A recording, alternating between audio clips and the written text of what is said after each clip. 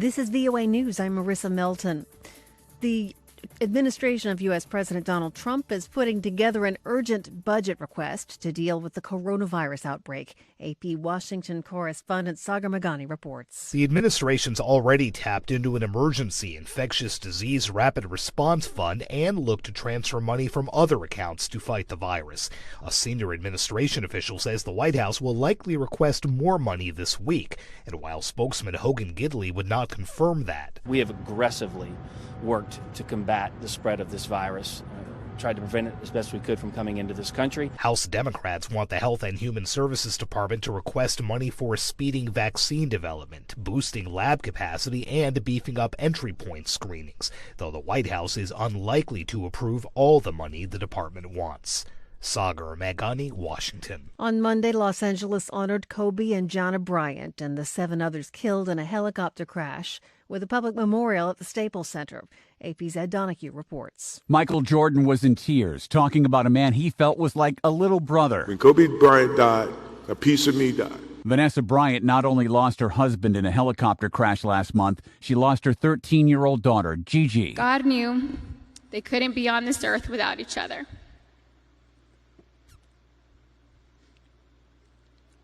He had to bring them home to heaven together. She told Kobe Bryant to take good care of Gigi. There was also music from Alicia Keys, Beyonce, and Christina Aguilera.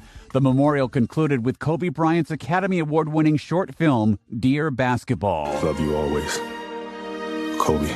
I'm Ed Donahue. Katherine Johnson, the mathematician who aided the United States in early space missions, died today at age 101. This is VOA News. Haiti's capital is getting back to normal today after violent anti-government protests over the weekend. Reuters' Gloria Tso has more. A police protest in Haiti turned violent this weekend during a street rally over low pay.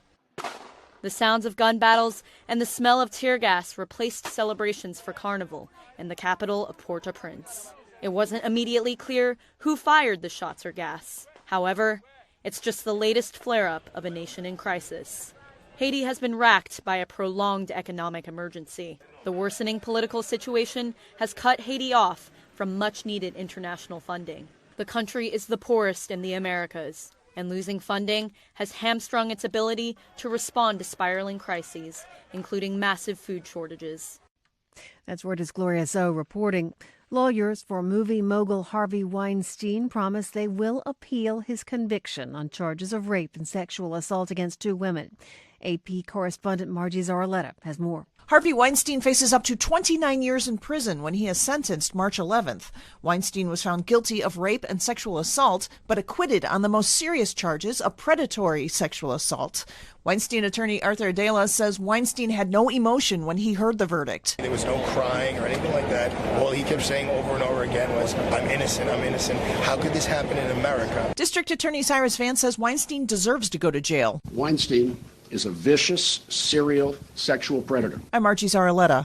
President Trump is on a 36-hour whirlwind trip to India. It's his first official state visit to the country, which has poured on the pageantry for him, with stops at the Taj Mahal and Gandhi's home. AP correspondent Julie Walker. Namaste. At a Namaste Trump rally with India's Prime Minister at a huge cricket stadium that undoubtedly is the biggest audience the president has ever addressed, Trump spoke of a trade deal he's been hoping for but not gotten. He's a very tough negotiator. One thing he did get: our representatives will sign deals to sell over $3 billion in the absolute finest state-of-the-art military helicopters and other equipment to the Indian Armed Forces. And he got a lot of applause when he said the U.S. was working with India's neighbor Pakistan to crack down on militants operating on the Pakistani border. I'm Julie Walker.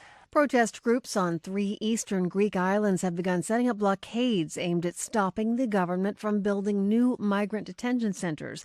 The groups on Lesbos, Chios, and Samos have received broad support on the islands, including from municipal authorities and farming associations.